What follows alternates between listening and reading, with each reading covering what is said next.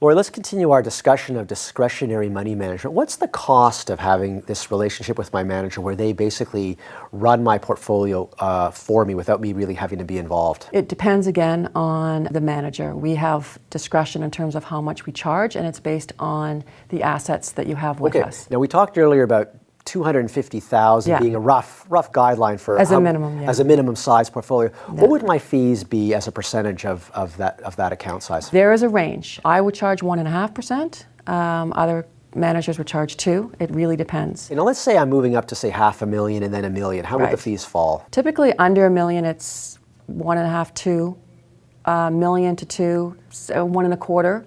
Over 2%, you should be looking at around 1%. As a guideline. Okay. Now, those are the costs. Maybe you could outline for me exactly what kind of services I'll be getting from the advisor for that cost. Sure. I mean, if everything from obviously understanding your needs and the investment policy statement to regular contact with you, which is again outlined in the investment policy statement. You should be getting a regular performance report that's actually easy to understand as opposed to most of them that are out there. Well, most of them are incomprehensible, tell you nothing. Exactly. Yeah. And then everyone's different. For instance, many of us have full wealth management platforms. So we have a financial planner, estate planner, a tax. Okay, so I'm getting my investments run, but I'm also getting the investments run in the context of a full financial plan that guides everything.